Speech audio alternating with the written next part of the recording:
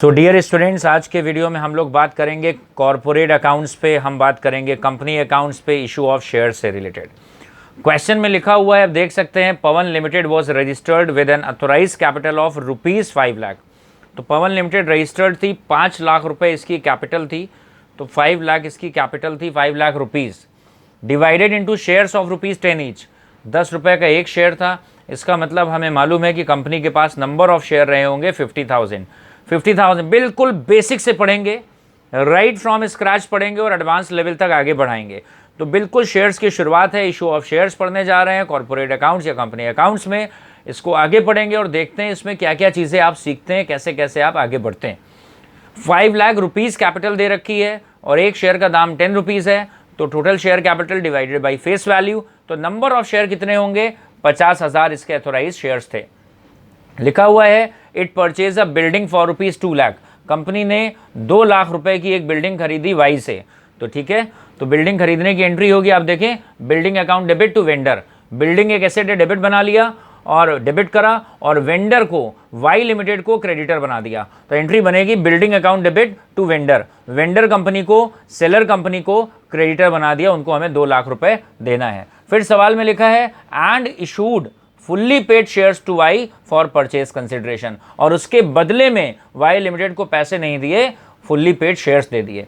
तो पहली एंट्री में building account debit, asset account debit to vendor करा, और फिर अगर हम वेंडर को पेमेंट करते तो एंट्री करते हम यहाँ पर, अगर हम वेंडर को पेमेंट करते तो एंट्री होती वेंडर डेबिट टू बैंक, लेकिन हम पैसा नहीं दे रहे हैं और हम इनको शेयर्स दे रहे हैं, तो एंट्री होगी vendor debit to share capital. जब भी शेयर्स इशू होंगे तो share capital as a liability credit होगी, याद रखिए। जब भी शेयर्स इशू होंगे तो share capital as a liability credit होगी, ध्यान रखना है। और ये पहली एंट्री और दूसरी एंट्री, इन दोनों को मिला के बोलते हैं issue of shares other than cash. इसको हम बोलते हैं issue of shares other than cash, क्योंकि यहां पर कंपनी ने शेयर जरूर इशू करे हैं वाई लिमिटेड को, लेकिन पैसा लेने के लिए नहीं, वाई लिमिटेड की तरफ अपनी लायबिलिटी को खत्म करने के लिए। वाई लिमिटेड हमारे लिए क्या था? क्रेडिटर था, और उसके सेटलमेंट में हमने उसको शेयर्स दे दिए हैं। तो पहली एंट्री होगी बिल्डिंग डेबिट टू वेंडर, और उसके बाद अगली एंट्री होगी vendor debit to share capital. तो आप देखें, दोनों एंट्री से वेंडर का अकाउंट कैंसिल हो गया है, क्रेडिट और डेबिट होकर वेंडर का अकाउंट आप देखेंगे कैंसिल हो गया है, और share capital as a liability credit हो गई है। तो ये एंट्री हो गई यहाँ पर पहली और दूसरी एंट्री। अब हम आगे बढ़ते हैं, सवाल में पढ़ते हैं। सवाल में लिखा हुआ है, इसका मतलब है 2 लाख रुपए के आपने शेयर इनको दे दिए वाई लिमिटेड को, तो 2 लाख डिवाइडेड बाई 10 कर दें, इसका मतलब 20,000 शेयर तो आपके यहाँ पर इशू हो गए। टोटल शेयर कितने इशू कर सकते थे? अथोराइज कैपिटल कितनी थी, रजिस्टर्ड कैपिटल कितनी थी, इनकी मैक्सिमम कैपिटल कितनी थी? 50,000 शेयर। उसमें 20,000 शेयर तो चले गए वाई लिमिटेड के पास, तो कंपनी के पास कितने शेयर और इशू करने की पावर बची है? 30,000 शेयर। उसके लिए कंपनी पब्लिक ऑफर करेगी, मतलब कंपनी पब्लिक को बुलाएगी, प्रोस्पेक्टस इशू करेगी, और कंपनी के डायरेक्टर्स पब्लिक से कहेंगे कि आप अगर पैसे लगाना चाहते हैं तो हमारी कंपनी में आप पैसे इन्वेस्ट कर सकते हैं। अब 30,000 शेयर पे 10 रुपये चाहिए है, लेकिन इस सवाल में लिखा है कि उस 10 रुपीज़ को कंपनी ने 4 पार्ट में मांगा है। वो 4 पार्ट क्या हैं देखते हैं। कंपनी ने बोला है 3 रुपीज़ हमको तुरंत चाहिए है, that is called application money. फिर 3 रुपीज़ हमको अगले महीने चाहिए हैं, उसको बोलते हैं अलॉटमेंट मनी। उसके बाद 2 रुपीज़ उसके अगले महीने मान लो चाहिए, that is called first call money. और 2 रुपीज़ लास्ट में चाहिए, उसको बोलते हैं फाइनल कॉल मनी। तो कंपनी के केस में कंपनी चाहे तो पूरा 10 रुपये फेस वैल्यू एक साथ मांग सकती है, या कंपनी चाहे तो इस पैसे को बाइफरकेट करके कई पार्ट्स में मांग सकती है। तो यहाँ पर पवन लिमिटेड ने डिसाइड करा कि जो हम पब्लिक को इशू करेंगे 30,000 शेयर्स, क्योंकि मैक्सिमम नंबर ऑफ शेयर कितने इशू कर सकते थे? 50,000। उसमें 20,000 तो इन्होंने इशू कर दिए वाई लिमिटेड के सेटलमेंट में, जिससे उधार खरीदा था उसके सेटलमेंट में। उसके बाद इनके पास कितने शेयर इशू करने की पावर बाकी है? 30,000 शेयर्स। वो 30,000 शेयर्स पे 10 रुपीज़ के रेट से पब्लिक से पैसा रेज करना है, तो इस केस को बोलते हैं issue of shares for cash. लेकिन उस 30,000 शेयर को 10 रुपये उस पर जो मांगने हैं वो भी डायरेक्टर्स ने डिसाइड करा पेबल एज अंडर। सवाल में लिखा है that is payable as under. 3 rupees application पे, 3 रुपीज़ अलॉटमेंट पे, 2 रुपीज़ फर्स्ट कॉल पे, 2 रुपीज़ फाइनल कॉल पे, तो 10 रुपये ये कंप्लीट हो रहे हैं। इसका मतलब ऐसे सोचो कि जनवरी में 3 रुपीज़, फिर फेब में 3 रुपीज़, फिर मार्च में 2 रुपीज़, और फिर अप्रैल में 2 रुपीज़, ऐसा डायरेक्टर्स ने प्लान करा है। ठीक है, आगे सवाल में लिखा है Ashok who had been allotted 500 shares. Ashok जिसको कि 500 शेयर अलॉट करे गए थे, fail to pay both the calls, उसने यहां भी पैसा नहीं दिया और यहां भी पैसा नहीं दिया, इसको बोलते हैं calls in arrears. This is called calls in arrear. जब कोई शेयर होल्डर अपने कॉल पे पैसा नहीं देता है तो उसको बोलते हैं कॉल्स इन एरियर। लिखा है साफ साफ, Ashok who had been 500 share. वैसे तो कंपनी ने 30,000 शेयर इशू करे हैं, इन 30,000 शेयर को तमाम लोगों ने खरीदा होगा, किसी ने 1000 शेयर सब्सक्राइब करे होंगे, किसी ने 1500 शेयर मांगे होंगे, किसी ने 2000 शेयर लिए होंगे। उनमें से एक बंदा अशोक भी था जिसने कि कितने शेयर्स लिए थे, 500 शेयर, और 500 शेयर पे उसने एप्लीकेशन का पैसा दे दिया है, अलॉटमेंट का पैसा दे दिया है, लेकिन जब फर्स्ट कॉल मांगा गया तो उसके पास कोई फाइनेंशियल पोजीशन उसकी ठीक नहीं थी, उसने पैसा नहीं दिया, that is called calls in arrear. और फाइनल कॉल पे भी पैसा नहीं दिया। तो इन दोनों पे जब पैसा नहीं मिलता है तो इसको बोलते हैं कॉल्स इन एरियर्स, बकाया अमाउंट, मतलब जब किसी कॉल का पैसा ना मिले तो इसको बोलते हैं कॉल्स इन एरियर्स। उसके बाद लिखा है हिज शेयर्स वर फोरफीटेड। फोरफीट का मतलब होता है कंपनी ने उसके शेयर्स का राइट कैंसिल कर दिया। जब कोई बंदा एरियर करता है तो डायरेक्टर्स उसको एक रिमाइंडर देते हैं, they provide, they give a reminder कि आपका इतना अमाउंट ड्यू चल रहा है, आप ये अमाउंट पे कर दो। आप डिले कर रहे हो, चलो इंटरेस्ट के साथ पे कर दो। कॉल्स इन एरियर के ऊपर जब कुछ नहीं लिखा होता है तो कंपनी इंटरेस्ट चार्ज कर सकती है 10% पर एनम। याद रखना है, ये बहुत सारे कॉम्पिटिटिव एग्जाम्स में सवाल पूछा जाता है। कॉल्स इन एरियर्स पे जब कुछ नहीं लिखा होगा तो डायरेक्टर्स इंटरेस्ट चार्ज कर सकते हैं, कितना, 10% पर एनम। तो डायरेक्टर्स ने कहा अशोक से कि आपने 2 बार बदमाशी करी है, पैसा नहीं दिया है, चलो अपनी कॉल्स इन एरियर को क्लियर कर दो विद इंटरेस्ट।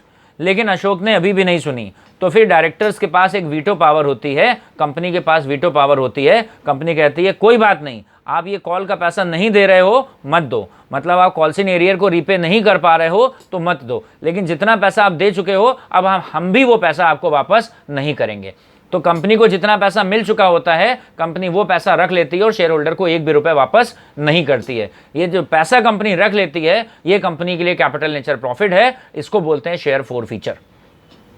10 रुपए में से उसने आखिरी के 2 और 2 4 रुपए नहीं दिए, डायरेक्टर्स ने रिमाइंडर दिया कि हे शेयर होल्डर ये 4 रुपए दे जाओ, फिर भी नहीं दिया। डायरेक्टर्स ने फिर रिमाइंडर दिया कि विद इंटरेस्ट दे जाओ, फिर भी नहीं दिया। तो डायरेक्टर्स ने कहा कोई ज़रूरत नहीं है, तुम 4 रुपए मत दो, हम आपका नाम स्ट्रक ऑफ कर रहे हैं, हम आपको आज से अपनी कंपनी का शेयर होल्डर होना बर्खास्त कर रहे हैं। You are no longer a shareholder of our company, आज से आप हमारी कंपनी के शेयर होल्डर नहीं हैं। इनफैक्ट आपने जो 6 रुपए दे रखे हैं तीनों दिन वो भी भूल जाइए, हम भी आपको वापस नहीं करेंगे। ऐसा कंपनी के पास पावर होती है। और ये जो 6 रुपए कंपनी के पास आ गए, रखे हुए हैं, कंपनी को ये पहले वापस करने थे, क्योंकि अगर ये पूरा 10 रुपए मिल गया होता तो कंपनी को कभी ना कभी शेयर होल्डर को 10 रुपए देना था। लेकिन अब कंपनी ने उसके शेयर फोरफीट कर दिए हैं, मतलब कैंसिल कर दिए हैं, तो कंपनी अपनी लायबिलिटी से मुक्त हो गई। अब कंपनी को ये 6 रुपए लौटाने की भी जरूरत नहीं है, ये 6 रुपीज कंपनी के लिए प्रॉफिट हो जाएगा। It is a capital nature profit, इसको बोलते हैं शेयर फोरफीचर। अब आगे क्या हुआ है वो आगे देखते हैं। फिलहाल अभी यहाँ पे हम लोग सवाल को प्रोसीड करते हैं।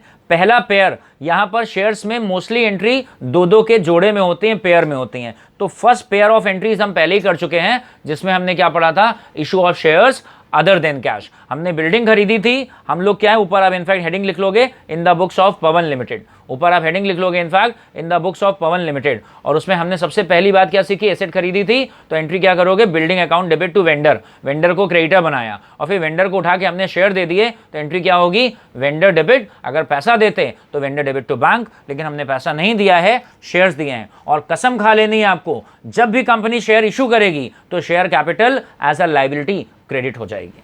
उसके बाद आगे चलते हैं। अब कंपनी के पास टोटल शेयर इशू करने की पावर कितनी थी, सवाल में लिखा था 5 लाख रुपीस कैपिटल है, 10 रुपए से डिवाइड करा फेस वैल्यू से। नंबर ऑफ शेयर कंपनी के पास कितनी पावर थी, 50,000। वाई लिमिटेड का हिसाब किताब करने में 20,000 शेयर निकल गए, तो कंपनी के पास अब पब्लिक को इशू करने के लिए कितने शेयर बचे, 30,000 शेयर। एक शेयर पे कितना चाहिए, 10 रुपीज। उस 10 रुपीज को कैसे बांटा है, 3 एप्लीकेशन मनी, पहली इंस्टॉलमेंट को बोलते हैं शेयर एप्लीकेशन मनी, अगली इंस्टॉलमेंट को बोलते हैं शेयर अलॉटमेंट मनी, उसके अगले महीने जो पैसा मिलेगा उसको बोलते हैं शेयर फर्स्ट कॉल मनी, और आखिरी को बोलते हैं शेयर फाइनल कॉल मनी। ठीक है, तो कंपनी को 4 पार्ट में पैसा लेना है। अब हम लोग आगे चलते हैं। तो अब यहां से नई कहानी शुरू हो रही है। कंपनी, आप इमेजिन करिए कि कंपनी ने पेपर में ऐड दिया है जिसका नाम है प्रोस्पेक्टस, या ऑनलाइन ऐड दिया है कि जिसको भी हमारी कंपनी में इन्वेस्ट करना है, you people are most welcome, we are issuing certain number of shares, हम इतने शेयर्स इशू कर रहे हैं, अगर किसी को हमारी कंपनी में इन्वेस्ट करने का मन है तो वो हमारी कंपनी में पैसा इन्वेस्ट कर सकता है। तो ऐसे में यहाँ पर थर्ड एंट्री होगी। सबसे पहले जैसे ही कंपनी ने ऐड दिया होगा 30,000 शेयर पे 3 रुपीज़ के रेट से जो भी पब्लिक इंटरेस्टेड होगी उसने कंपनी के अकाउंट में पैसा भेजा होगा। तो पहली एंट्री होगी bank account debit to share application account. Bank balance बढ़ रहा है 30,000 इंटू 3। आप कॉपी में जब नोट करेंगे तो लेफ्ट पे या यहाँ कहीं पर वर्किंग लिख लिया करिए, जिससे आपकी अपनी अंडरस्टैंडिंग और क्लियर होगी। 30,000 into 3 bank account debit to share application account. Share application क्यों क्रेडिट हुआ है, ध्यान रखना है, it is a temporary liability. Public से जो पैसा आया है वो कंपनी की कोई इनकम नहीं है। कंपनी ने एक तरीके से जैसे बैंक से लोन लेना था वैसे शेयर होल्डर से पैसा लगवाया है। तो शेयर एप्लीकेशन पे जो पैसा आया है वो टेम्परेरी लायबिलिटी है। तो पहली एंट्री हो गई bank account debit to share application. आप इमेजिन करो, एक भी एंट्री आपको याद नहीं करनी पड़ेगी। आप इमेजिन करो कि आपने ऐड दिया है, लोगों ने 30,000 शेयर पे 3 रुपए के रेट से आपके पास पैसा भेजा है, तो कंपनी के अकाउंट में कितना आ रहा है 90,000, और वो जो पैसा आया है वो एक टेम्परेरी लायबिलिटी है। तो लिखोगे bank account debit to share application account. उसके बाद हम चेक करेंगे कि जिन जिन लोगों ने पैसा भेजा है वो लीगली वैलिड कैंडिडेट्स हैं। कोई ऐसा तो नहीं है कि कोई क्रिमिनल टाइप का है, कोई ऐसा तो नहीं है जिसको कि शेयर्स देने के ऊपर गवर्नमेंट ने मनाही लगा रखी है। शेयर होल्डर ने अप्लाई करते समय सारी फॉर्मेलिटीज़ करी हैं। अगर सब कुछ सही है तो फिर हम कहते हैं, हम आगे बढ़ते हैं, कहते हैं हाँ ठीक है, हम आपका पैसा रख रहे हैं, हम आपका पैसा एक्सेप्ट कर रहे हैं और हम इस बात को एक्नॉलेज कर रहे हैं, मान रहे हैं कि आगे से आप हमारे शेयर होल्डर हैं। तो अब अगली एंट्री क्या होती है, इस एंट्री के फॉलोअप में, इस एंट्री के तुरंत बाद अगली एंट्री होगी, शेयर एप्लीकेशन एक टेम्परेरी लायबिलिटी था, जितने से क्रेडिट हुआ है उतने से डेबिट करके इसको क्लोज कर देंगे और उस पैसे को अपनी पक्की लायबिलिटी बना लेंगे शेयर कैपिटल नाम से। इसको बोलते हैं application money transfer to share capital account. पहली एंट्री यहां पे क्या बनी, bank account debit to share application account. फिर शेयर एप्लीकेशन एक टेम्परेरी लायबिलिटी है, तो पहले ही मालूम है टेम्परेरी, जितने से क्रेडिट है तो फिर उतने से डेबिट हो जाएगा और उस पैसे को अपनी प्योर लायबिलिटी, पक्की लायबिलिटी में ले जाएंगे शेयर कैपिटल नाम से। और यहां पे भी आप देखो दोनों एंट्री का नेट इफेक्ट क्या हो रहा है, एप्लीकेशन अकाउंट क्रेडिट और डेबिट होकर कैंसिल हो गया। एक तरफ कंपनी के पास बैंक अकाउंट में एसेट में पैसा पहुंच रहा है और लायबिलिटी में शेयर कैपिटल क्रिएट हो रही है। तो यहां पर क्या होगा, जब पब्लिक के पास हमने इशू करा है तो सबसे पहला पड़ाव क्या होगा, हमें एप्लीकेशन मनी रिसीव होगी और उसके बाद एप्लीकेशन मनी को शेयर कैपिटल अकाउंट में ट्रांसफर करेंगे। एप्लीकेशन मनी रिसीव करेंगे और उसके बाद एप्लीकेशन मनी को कैपिटल अकाउंट में ट्रांसफर करेंगे। एप्लीकेशन मनी रिसीव करने की एंट्री क्या होती है, bank account debit to share application account, और उसके बाद उसको शेयर कैपिटल में ले जाने की एंट्री क्या होती है, शेयर एप्लीकेशन जितने से क्रेडिट हुआ है उतने से डेबिट हो जाएगा to share capital, being application money transfer to share capital account. ये पहला फेज कंप्लीट हो गया। अब कंपनी ठंडे दिमाग से बैठ जाएगी। अगले महीने अब कंपनी पैसा मांगेगी और कुछ दिन बाद शेयर होल्डर पैसा देंगे, फिर कंपनी पैसा मांगेगी, फिर शेयर होल्डर पैसा देंगे। अब आगे से ऐसा होगा कि कंपनी अलॉटमेंट का पैसा मांगेगी, फिर कुछ दिन बाद शेयर होल्डर कंपनी के अकाउंट में पैसा भेजेंगे। Thereafter company first call का पैसा मांगेगी, जिसको बोलते हैं अलॉटमेंट मनी ड्यू करना, फिर रिसीव करना। फर्स्ट कॉल मनी ड्यू करना और रिसीव करना, फाइनल कॉल मनी ड्यू करना और रिसीव करना। देखते हैं, तो अब अलॉटमेंट का पैसा मांगेंगे तो अब अगले पेयर पे आ गए, फिर यहाँ 2 एंट्री होंगी, ध्यान रखना है। तो अलॉटमेंट का पैसा अब हमें मांगना, हम कंपनी है, हमें अगले महीने अलॉटमेंट का 3 रुपीज़ मांगना है, 30,000 शेयर पे 3 रुपीज़ के रेट से, तो 90,000 रुपीज़ अलॉटमेंट से लेना है। तो एंट्री बनाएंगे share allotment account debit to share capital account. क्यों बनाएंगे, शेयर अलॉटमेंट अकाउंट को डेबिट करके टेम्परेरी डेटर बना दिया। ये सोचा कि हमें अलॉटमेंट से पैसा लेना है, शेयर अलॉटमेंट अकाउंट को डेबिट करके डेटर बना दिया और शेयर कैपिटल हमारे लिए लायबिलिटी है। तो शेयर अलॉटमेंट अकाउंट को डेबिट करके टेम्परेरी डेटर बना देंगे। डेटर मतलब हमें इनसे पैसा लेना है और जो पैसा लेना है वो हमारे लिए एक लायबिलिटी है, तो शेयर कैपिटल हमेशा एज अ लायबिलिटी क्रिएट हो जाएगी। Being allotment money due, allotment का पैसा मांगा और फिर कुछ दिनों के बाद शेयर होल्डर वो पैसा बाकायदा हमारे अकाउंट में भेज देंगे। तो कंपनी के अकाउंट में जब पैसा आ जाएगा तो सिंपल पैसा आएगा, बैंक बैलेंस बढ़ेगा, बैंक अकाउंट डेबिट कर देंगे और शेयर अलॉटमेंट को टेम्परेरी डेटर बनाया था, शेयर अलॉटमेंट अकाउंट को क्लोज कर देंगे। तो अब ये वाला पेयर आप समझ लो बड़े प्यार से। क्या एंट्री होगी, अलॉटमेंट का पैसा ड्यू करेंगे, फिर अलॉटमेंट का पैसा रिसीव करेंगे। तो अलॉटमेंट का पैसा जब आप ड्यू करोगे तो एंट्री क्या होगी, जिस भी आगे से जिसको भी ड्यू करना है, ध्यान रखोगे डी से ड्यू करना है, डी से डेबिट कर देना है। अलॉटमेंट को ड्यू कर रहे हैं तो share allotment account debit to share capital, और जब मिल जाएगा तो बैंक अकाउंट डेबिट और अलॉटमेंट अकाउंट को क्लोज कर देंगे। ऐसे ही फर्स्ट कॉल का पैसा जब मांगेंगे 2 रुपए, 30,000 शेयर पे 2 रुपीज के रेट से, तो फर्स्ट कॉल ड्यू कर रहे हैं तो बिल्कुल अलॉटमेंट वाली एंट्री जैसे ड्यू करी थी वैसी फर्स्ट कॉल। अब इस बार फर्स्ट कॉल से पैसा लेना है तो share first call account debit to share capital, और जब पैसा मिलेगा तो बैंक अकाउंट डेबिट और फर्स्ट कॉल को क्लोज कर देंगे। एंट्री देखते हैं, अमाउंट अभी बाद में देखेंगे। अलॉटमेंट का पैसा मांग रहे हैं तो अलॉटमेंट डेबिट टू कैपिटल और जब मिलेगा तो बैंक अकाउंट डेबिट और अलॉटमेंट को क्लोज कर देंगे, कैंसिल कर देंगे क्रेडिट करके। फर्स्ट कॉल का पैसा मांग रहे हैं तो share first call account debit to share capital. First call को डेबिट करके टेम्परेरी डेटर बना दिया और जो पैसा मिलने वाला है वो कंपनी के लिए शेयर कैपिटल नाम की लायबिलिटी है। और जब पैसा मिलेगा शेयर होल्डर से तो फिर क्या एंट्री करेंगे, बैंक अकाउंट डेबिट हो जाएगा और फर्स्ट कॉल को डेबिट करा था इसको कैंसिल करने के लिए क्रेडिट कर देंगे। Got it? इसको बोलते हैं फर्स्ट कॉल मनी ड्यू, इसको बोलते हैं फर्स्ट कॉल मनी रिसीव। लेकिन फर्स्ट कॉल पे 30,000 शेयर पे 2 रुपीज के रेट से, 30,000 शेयर पे 2 रुपीज के रेट से ड्यू करा था, मांगा था 60,000 रुपए। हमेशा अपनी तरफ से मांगेंगे पूरा, लेकिन बाद में पता चला कि अशोक के 500 शेयर थे और उसने दोनों कॉल पे पैसा नहीं दिया, मतलब फर्स्ट कॉल पे 500 शेयर पे 2 रुपए के रेट से एरियर हो गई। 30,000 शेयर पे पैसा मांगा था, लगभग सारे लोगों ने पैसा दे दिया, केवल एक बंदा जिसके पास 500 शेयर थे अशोक, वो फर्स्ट कॉल का पैसा नहीं दिया है। तो 500 शेयर्स पे 2 रुपीज के रेट से अशोक ने पैसा नहीं दिया है, तो अशोक ने फर्स्ट कॉल पे गुनाह कर दिया, कॉल से एरियर कर दी। कितने की एरियर कर दी? 1,000 रुपए की। कैसे आया 1,000 रुपीज? 500 shares into 2 rupees. तो इसका मतलब है फर्स्ट कॉल पे हमें मिलना चाहिए था टोटल में 60,000 रुपए। कैसे? 30,000 पे 2 रुपीज के रेट से हमें मिलना चाहिए था फर्स्ट कॉल का 60,000, लेकिन 1,000 रुपए अशोक का एरियर हो गया। इसका मतलब मिला कितना है? 59,000। तो एंट्री क्या होगी? Bank account debit to share first call. Entry क्या होगी? Bank account debit to share first call 59,000 से। या इसकी जगह एक और एंट्री बना सकते हैं कॉल्स इन एरियर के साथ में। तो बैंक अकाउंट डेबिट 59,000 जो नहीं मिला है, आप चाहो तो कॉल्स इन एरियर को भी डेबिट कर सकते हो। तो इसकी जगह एक ऑल्टरनेटिव एंट्री आप बना सकते हो, bank account debit calls in arrear account debit, और फिर उसके बाद आप लिख सकते हो वहां पर टू शेयर फर्स्ट कॉल। एक ऑल्टरनेट एंट्री बना सकते हो, बैंक अकाउंट डेबिट कर दो जितना मिल रहा है 59,000 से, जो नहीं मिल रहा है उससे calls in arrears account debit कर दो 1,000 से, और शेयर फर्स्ट कॉल को आप चाहो तो पूरे से क्लोज कर दो। शेयर फर्स्ट कॉल जितने से डेबिट है आप चाहो तो पूरे से क्लोज कर सकते हो। मतलब आप ये एंट्री भी कर सकते हो और आप ये एंट्री भी कर सकते हो, दोनों में जो भी आपको ठीक लगे, दोनों एंट्रीज बिल्कुल वैलिड हैं। मतलब क्या, आप चाहो तो कॉल्स इन एरियर्स अकाउंट को शो करो और आप चाहो तो कॉल्स इन एरियर को शो मत करो।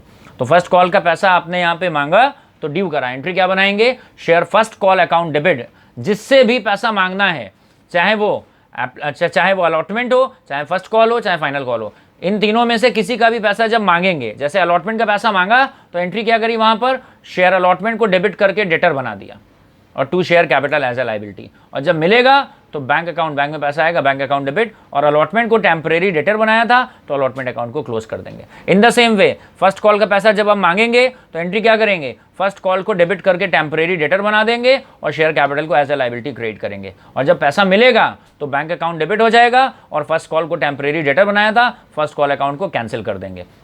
दो ऑप्शन है यहाँ पे। फर्स्ट कॉल पे 1,000 रुपए की एरियर हो रही है। कैसे मालूम चला 1,000 रुपए की एरियर हो गई है? क्योंकि सवाल में लिखा हुआ है कि अशोक के पास कितने शेयर्स थे? अशोक के पास 500 शेयर्स थे और उसने फर्स्ट कॉल पे गुनाह कर दिया है। फर्स्ट कॉल पे 2 रुपीज के रेट से ही कुंड पे उसने पैसा नहीं दिया है, तो उसने कितना एरियर करा है? 1,000 रुपीज का। इट मीन हमें फर्स्ट कॉल पे टोटल उम्मीद कितनी थी? अगर सारे लोग ईमानदार निकलते तो 60,000 रुपए हमें मिलते, सारे लोग ईमानदार निकलते तो हमें 60,000 रुपीज मिलने थे, लेकिन 1,000 रुपीज का क्या हो गया है? एरियर हो गया है।